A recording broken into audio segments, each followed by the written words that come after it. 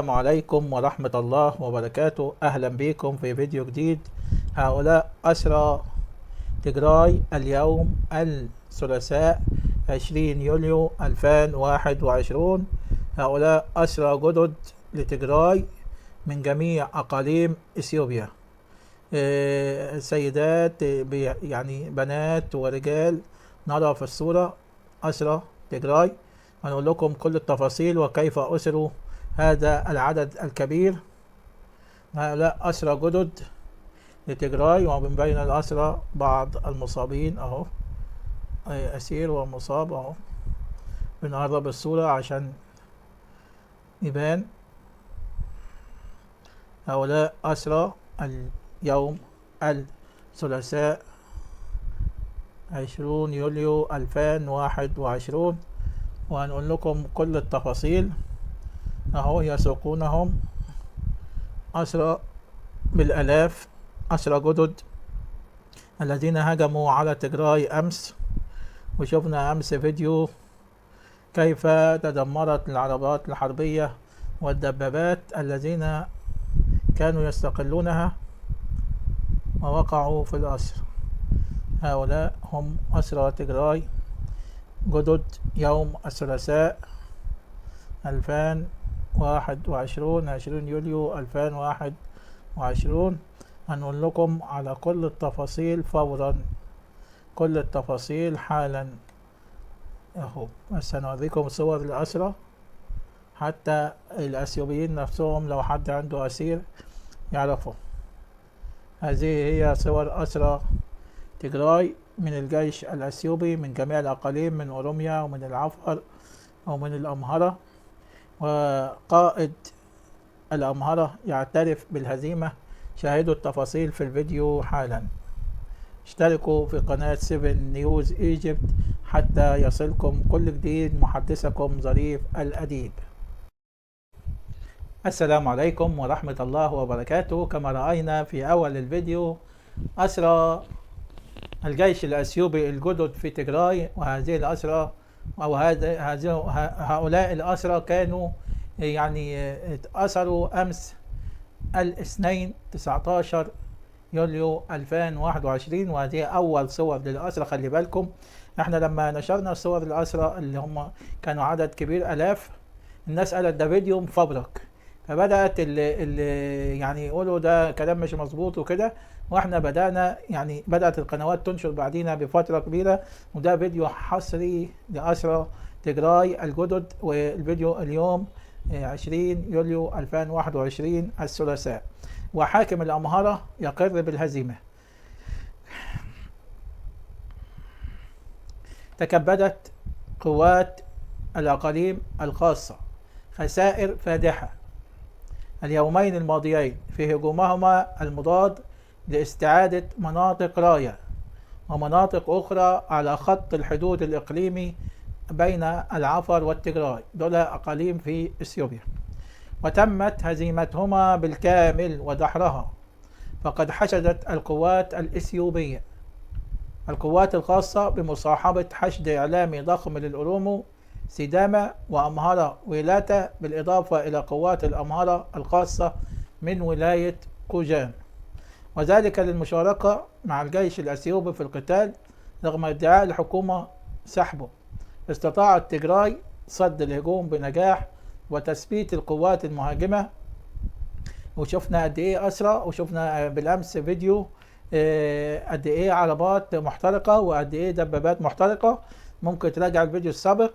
وهو ما أدى إلى غضب واستياء حاكم إقليم الأمهرة أجنجو تشاغر، اسمه كده أجنجو تشاغر، عبر تسجيل له مع أحد أبرز مقدمي البرامج التلفزيونية وصاحب شعبية كبيرة في الأمهرة، المذيع تامج ميني، والذي يبدو هو من شرب التسجيل الصوتي أثر محادثة تلفونية له مع أجنجو تشاغر، والذي نشرته مواقع التواصل الإثيوبية على نطاق واسع، والذي أقر بالهزيمة الكبيرة التي لحقت بقواته وتفوق مقاتلي تجراي على الميليشيات والجيش الأثيوبي.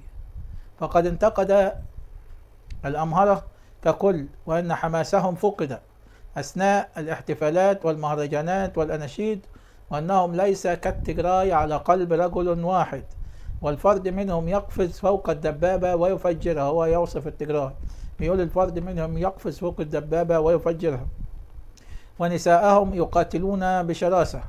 ثم انتقد ميليشيات أمهرة قجام وقال لا يقاتلون مثل قوات كندر، وأضاف أننا لن نستطيع شن هجوم حاليا على الماطة، لأن القوات ستكون في مدى مدفعية التجراي الثقيلة والصاروخية.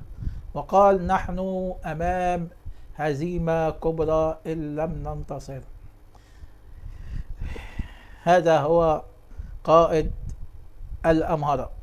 هذه هي الأجواء الحقيقية ليوميات حرب مع التجراي هذه الأيام. ووضح انهيار واستياء حاكم الأقاليم، والذي كشف عن تزرع القوات الخاصة للأقاليم والتهرب من القتال بحجة عدم توافر الذخيرة وأعذار أخرى.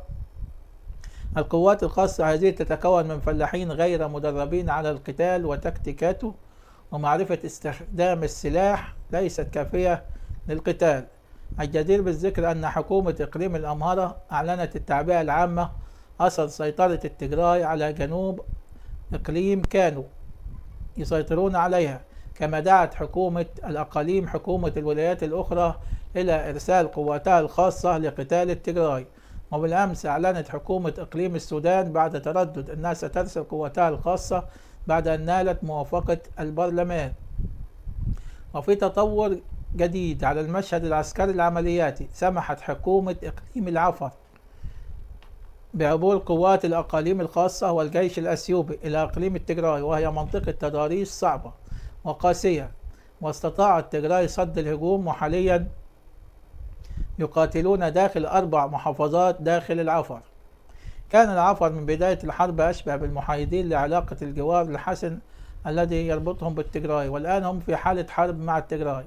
أما في غرب إقليم التجراي والذي كانت تدور فيه مناوشات مع التجراي بقصد تثبيت القوات الحكومية وميليشياتها في أماكنها وهي بأعداد كبيرة، ومن على الضفة الأخرى من نهر ستيت في أم حجر الأريترية تتجمع أعداد ضخمة من الجيش الأريتري لدعم الجيش الحكومي في الحمرة القريبة. ومنذ يومين بدأت الميليشيات بطرد ما تبقى من التجراي في الحمرة وماي خضرة، ويطالبون منهم الذهاب للسودان، وذلك نتيجة أحكام التجراي حصار الحمرة الذي احتلوا مطارها الذي يبعد 40 كيلو مترا منها.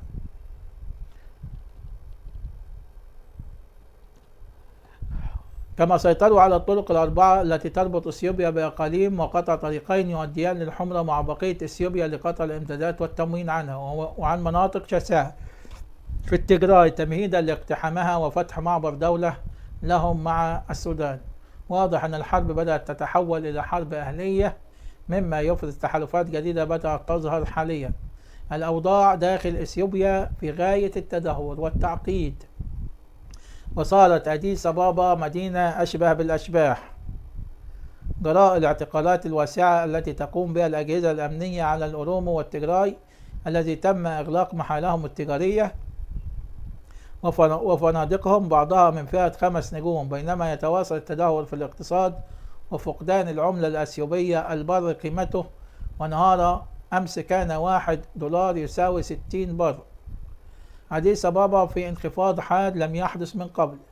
أسيس أفريقي عراب أبي أحمد له الدور الأبرز في استمرار هذه الحرب العرقية، لأنه ضد النظام الفيدرالي الذي أقامه التجراي، ويرى بضرورة ألا يحكم أثيوبيا وأريتريا إلا أسينيات حبشية التجراي والأمهرة ليسودوا على الكوشيين من الأورومو والصومال والعفر وشعوب الجنوب لأسباب عرقية دينية، أحلام إمبراطورية، وهي خلافات الرئيسية مع ملس زناوي اللي هو الرئيس السابق، والتي حدثت به لفصل أريتريا وطرد سكان المنخفضات المسلمين إلى شرق السودان، وهو ما سنتناوله بالتفصيل في مقال مفصل. يبقى إذن حاكم تجراي يقول نحن في هزيمة منكرة وأديس أبابا مدينة أشباح. هذا ما يحدث الآن. ورأينا في بداية الفيديو أسرى الأقاليم التي هجمت على التجراي. واحد يسأل بيقول لك هو التجراي فجأة كده بقى عندهم مدافع وبيوقعوا طيارات وعندهم زي ما قال أبي أحمد إن يعني فيه هو قال كده نحن نقاتل جيوش أجنبية في تجراي أو جيوش أجنبية دخلت تجراي. هذا ما يحدث في إثيوبيا. نتمنى يعني أن يعم الهدوء، وسنكلمكم عما حدث في سد النهضة سد الخراب في الفيديو القادم. تحياتي لكم ظريف الأديب.